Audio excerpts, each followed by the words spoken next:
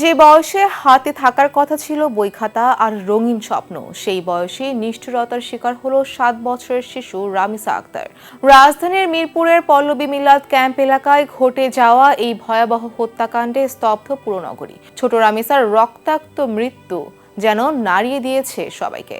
এলাকা জুড়ে এখন শুধু কান্না, ক্ষোভ আর বিচার দাবির উত্তাল প্রতিবাদ। মঙ্গলবার সকাল অন্যদিনের মতোই স্কুলে যাওয়ার প্রস্তুতি নেওয়ার কথা ছিল দ্বিতীয় শ্রেণীর শিক্ষার্থী রামিসার, কিন্তু সকাল গড়াতেই হঠাৎ মেয়েকে খুঁজে পাচ্ছিলেন না মা। পরিবারের সদস্যরা পুরো ভবনে খোঁজাখুঁজি শুরু করেন। এক পর্যায়ে পাশের সাবলেট রুমে ঢুকতেই সামনে আসে বিভীষিকাময় দৃশ্য। ঘরের মেঝেতে পড়েছিল ছোট্ট রামিসার নিথর রক্তাক্ত দেহ। জানা যায় মাত্র 2 মাস আগে পাশের ফ্ল্যাটের একটি রুম ভাড়া নেয় নাটোরের রিকশা মেকানিক সোহেল রানা। বাহ্যিকভাবে সাধারণ মানুষ মনে হলেও তার ভিতরে লুকিয়েছিল ভয়ঙ্কর এক অন্ধকার।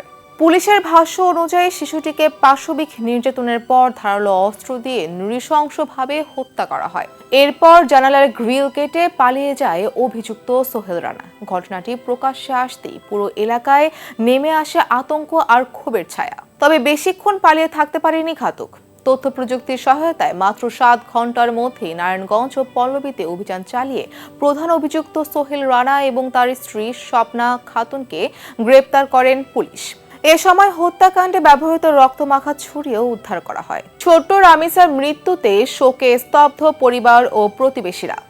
স্থানীয়দের দাবি, এমন ভয়ঙ্কর অপরাধের সঙ্গে জড়িতদের দ্রুত বিচার নিশ্চিত করতে হবে। কেউ যেন আইনের ফাঁক গলে বেরিয়ে যেতে না পারে, এটাই এখন পুরো এলাকার মানুষের একটাই দাবি। এই ঘটনায় শিশুটির বাবা আব্দুল হান্নান মোল্লা বাদী হয়ে পল্লবী থানায় মামলা করেন। মামলায় সোহেল রানা, তার স্ত্রী স্বপ্না আক্তার ও অজ্ঞাত আরও একজনকে আসামি করা হয়।